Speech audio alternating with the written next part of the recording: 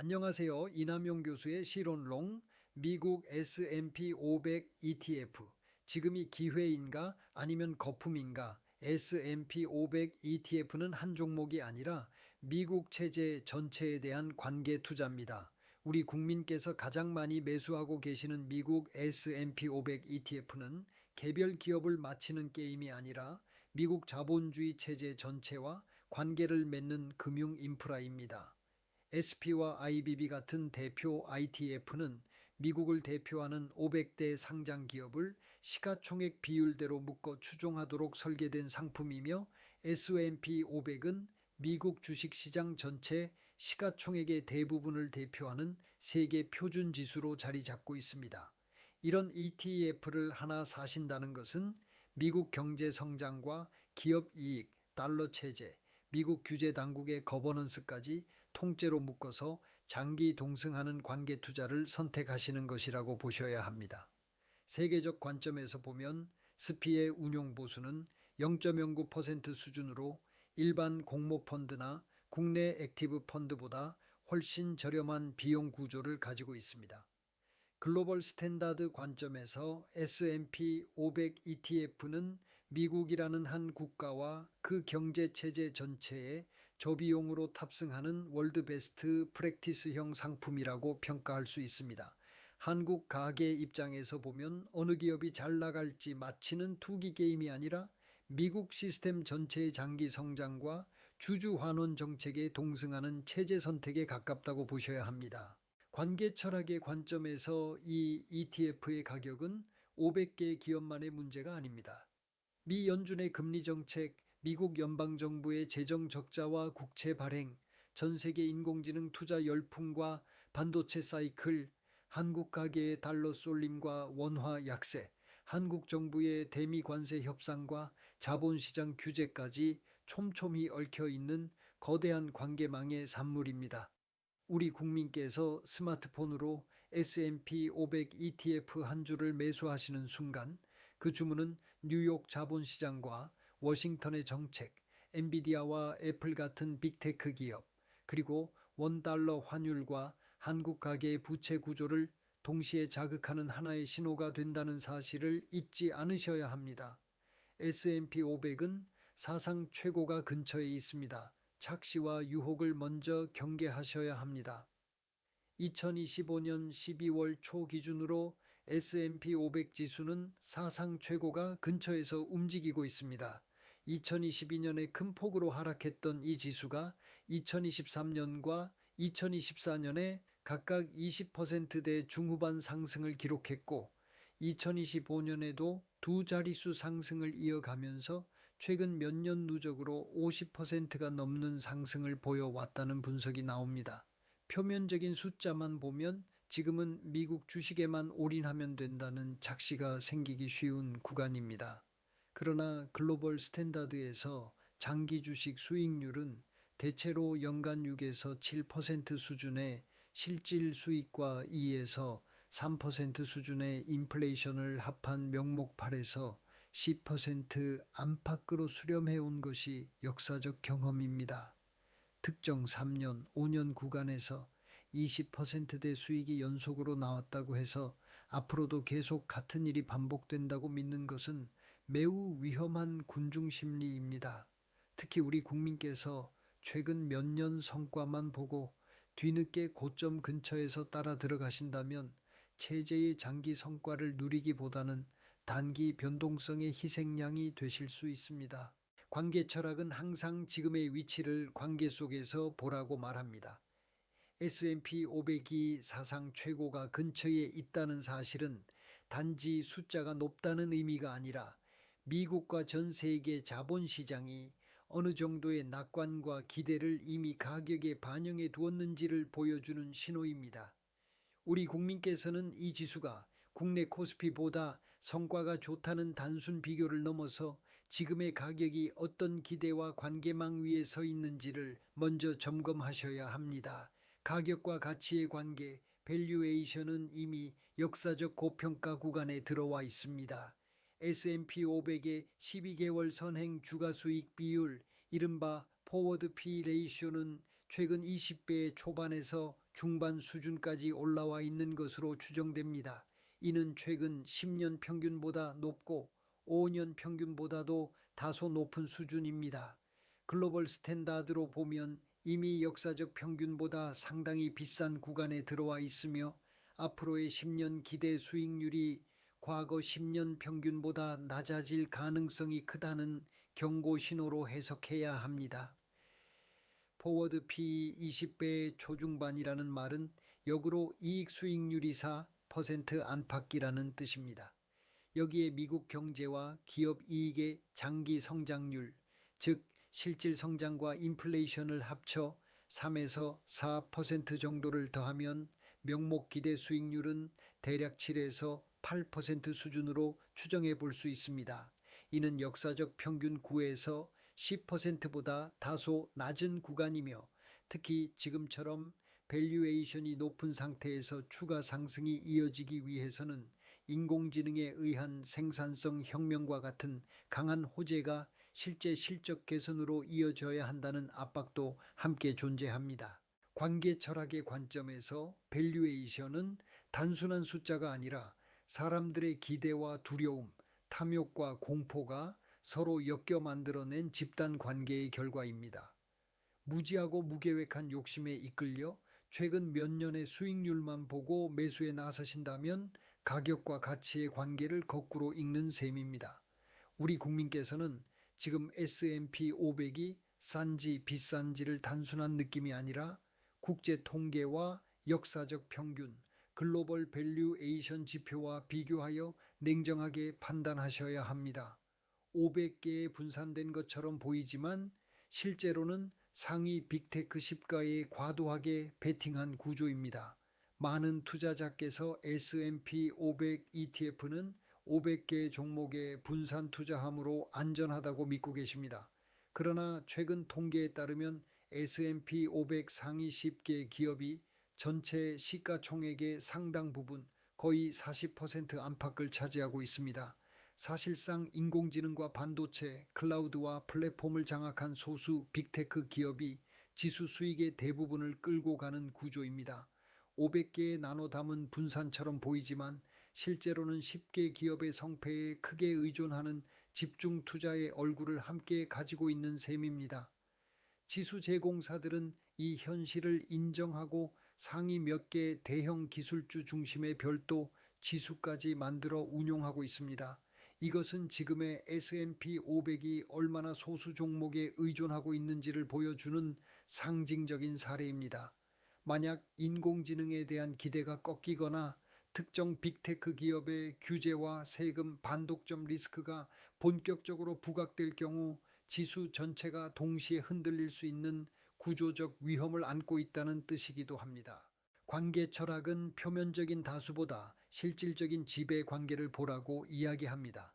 우리 국민께서 S&P 500 ETF를 매수하실 때 실제로는 엔비디아, 애플, 마이크로소프트, 알파벳, 아마존, 메타, 테슬라와 같은 소수 기업의 운명에 상당 부분 의존하는 포지션을 취하신다는 사실을 정확히 이해하셔야 합니다.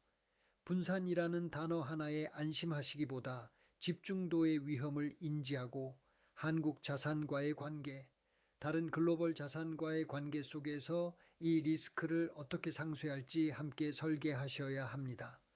장중 단타와 레버리지는 알고리즘과 기관이 지배하는 전장입니다. 개인에게는 거의 도박에 가깝습니다. 많은 시청자께서 오늘 밤 S&P 500이 오르는지 내리는지 새벽까지 버티며 단타를 해도 되는지 질문을 주십니다. 그러나 장중 가격은 이미 개인이 통제할 수 있는 영역을 한참 벗어난 초당이 알고리즘 관계의 산물입니다. 미국 경제지표 발표 몇 초 전부터 움직이는 초단타 알고리즘, 옵션 만기일 포지션을 맞추려는 기관 해지, 대형 연기금과 헤지펀드의 리밸런싱, 인공지능 기반 퀀트 전략들이 마이크로초 단위로 서로 싸우는 전장 속에서 개별 개인이 일관되게 이기기는 거의 불가능에 가깝습니다. 글로벌 연구를 보더라도 대부분의 개인 트레이더는 장기간에 걸쳐 시장지수 수익률을 이기지 못한다는 결과가 반복적으로 확인되고 있습니다. 미국 연방정부의 FEA 관점에서 자본시장은 국민 노후 자산 형성과 실물 경제 자금 공급을 지원하는 공공 인프라로 설계되어 왔습니다. 그럼에도 불구하고 많은 개인이 이 인프라를 장중 도박과 레버리지, 옵션 투기 공간으로 오해할 때 가계 재무 구조와 국가 금융 안정성 모두에 부담을 주는 왜곡된 관계가 발생합니다. 관계 철학의 입장에서 저는 시청자 여러분께 S&P 500 ETF를 장중 단타와 레버리지, 옵션 도박의 도구가 아니라 최소 5년 이상을 전제로 한 장기 축적 자산으로 바라보시기를 권유드리고 싶습니다. 오늘 밤 몇 포인트를 마치겠다는 욕심은 대부분 무지와 탐욕의 결합일 뿐입니다.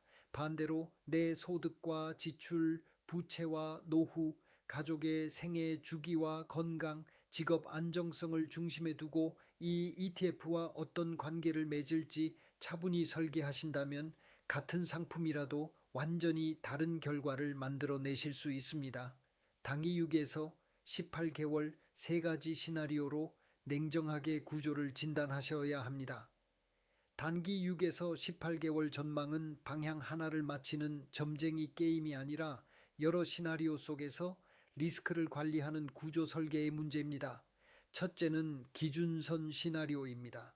현재 시장 컨센서스는 미국 경제가 급격한 침체 없이 완만한 성장 둔화와 점진적 금리 인하를 겪는 연착륙에 가깝습니다. 이 경우 S&P 500 기업 이익은 연 5% 안팎으로 성장하고 밸류에이션은 지금처럼 다소 높은 수준에서 서서히 조정되거나 비슷한 수준을 유지할 수 있습니다. 이 환경에서는 1년 단위로 플러스 외에서 15% 사이의 등락과 마이너스 10% 안팎의 조정이 여러 번 섞여 나타날 가능성이 큽니다. 둘째는 하방 위험 시나리오입니다. 인플레이션이 다시 고개를 들거나 인공지능 투자 열기가 꺾이고 조정이 본격화되거나 중동과 동아시아, 유럽에서 지정학적 리스크가 실물 경제를 크게 흔드는 경우입니다. 현재처럼 밸류에이션과 집중도가 모두 높은 구간에서는 예상치 못한 악재가 터질 때 S&P 500 지수가 15에서 25% 이상 한 번에 조정받는 일도 역사적으로 전혀 이상하지 않습니다.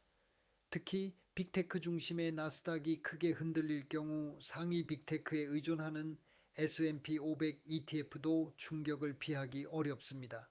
셋째는 상방 확장 시나리오입니다. 인공지능이 실제 생산성 혁명으로 이어지고 미 연준이 시장 기대보다 빨리 금리를 내리고 지정학적 리스크가 완화될 경우입니다.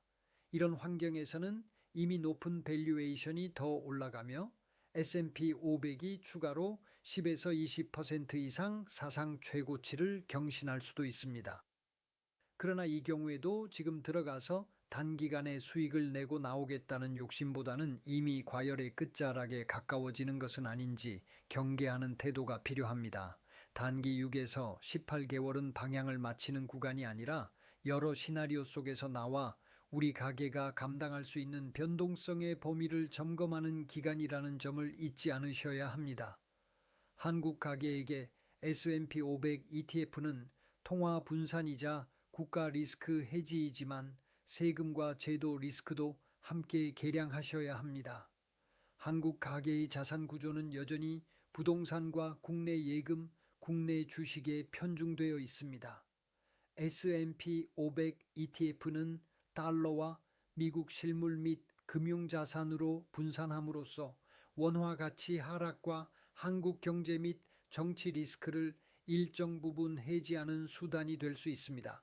특히 출산율 저하와 고령화, 잠재 성장률 둔화라는 구조적 문제를 안고 있는 한국 경제의 특성을 감안하면 세계 최대 경제와 기축통화 국가의 일정 부분 자산을 배분하는 것은 글로벌 스탠다드에 부합하는 리스크 관리 전략이라고 할 수 있습니다. 그러나 이 장점만 보고 따라가면 안 됩니다. 첫째로 환율 리스크가 있습니다. S&P 500 ETF는 철저히 달러 자산입니다. 원달러 환율이 크게 떨어지는 국면에서는 지수가 올라도 원화 기준 수익률이 깎일 수 있습니다. 둘째로 세금과 건강보험료 리스크가 있습니다.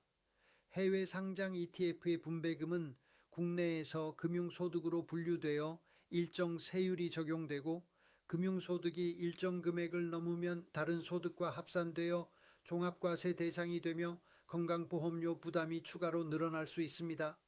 세법과 제도는 자주 바뀌므로 국세청 안내와 세무 전문가 상담을 반드시 확인하셔야 합니다. 미국 연방정부의 FE에서는 가계와 기업, 정부의 재무 구조를 국가 전체 자원관리 체계 안에서 통합적으로 설계하고자 합니다. 한국 가계도 같은 관점에서 내 자산 구조를 국가 재정과 통화 정책, 글로벌 자본시장과 연결된 하나의 생태계로 보셔야 합니다.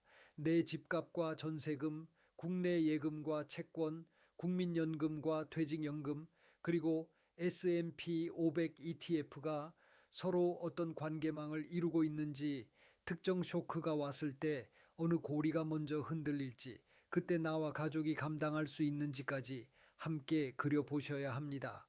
이것이 관계 철학과 FE 관점에서 본 진짜 자산 설계입니다.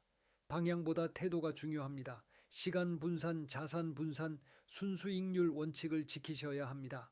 S&P 500 ETF에 대한 진짜 질문은 오를까 내릴까가 아니라 내 인생의 자산 구조와 현금 흐름, 리스크 감내 능력 안에서 이 ETF를 얼마나, 어떤 방식으로, 어느 기간 동안 보유할 것인가입니다. 첫째로 시간 분산입니다. 한 번에 큰 금액을 올인하기보다는 여러 해에 걸쳐 전객 분할 매수를 통해 평균 매입 단가를 관리하는 전략이 필요합니다. 글로벌 베스트 프랙티스에서도 장기 적립식 투자가 시장 타이밍 베팅보다 훨씬 안정적인 성과를 보여왔습니다. 둘째로 자산 분산입니다. S&P 500 ETF만 바라보는 편중은 한국 부동산 올인과 크게 다르지 않습니다. 한국 주식과 채권, 현금, 다른 지역의 글로벌 ETF와 금과 현금성 자산 등을 적절히 섞어 전체 포트폴리오의 변동성을 낮추셔야 합니다. 셋째로 세금과 건강보험료, 환율을 모두 반영한 순수익률 관점입니다. 명목 수익률 숫자만 보지 마시고 세금을 제하고 건강보험료 변동을 고려하고 환차손을 감안한 뒤 남는 실질 수익이 얼마인지 꼼꼼하게 계산하셔야 합니다. 이것이 무지와 욕심을 이기는 가장 현실적인 공부입니다. 마지막으로 이 시로는 특정 S&P 500 ETF를 매수하거나 매도하라는 투자 권유가 아닙니다. 이 시로는 우리 국민께서 체제와 관계의 관점에서 스스로 판단할 수 있도록 돕기 위한 교육적 설명입니다. 최종적인 투자 결정과 책임은 언제나 각 투자자 개인께 있습니다. 요약하면 S&P 500 ETF는 여전히 세계 자본시장의 중심인 미국 기업과 달러 체제에 장기적으로 동승할 수 있는 귀중한 통로입니다. 그러나 지금 위치는 역사적으로도 비싼 구간이며 인공지능과 빅테크에 과도하게 집중된 구조적 리스크가 함께 존재합니다. 우리 국민께서는 오늘 밤 몇 포인트에 집착하시기보다 향후 10년 동안 내 인생과 우리 국가 자산 구조 속에서 S&P 500 ETF와 어떤 관계를 맺을 것인지를 스스로 질문하셔야 합니다. 이것이 무지하고 무능하고 욕심 많은 군중 심리를 넘어서는 성숙한 국민 투자자의 길이라고 감히 말씀드리고 싶습니다. 이남용 교수의 시론 롱을 시청해 주셔서 감사합니다.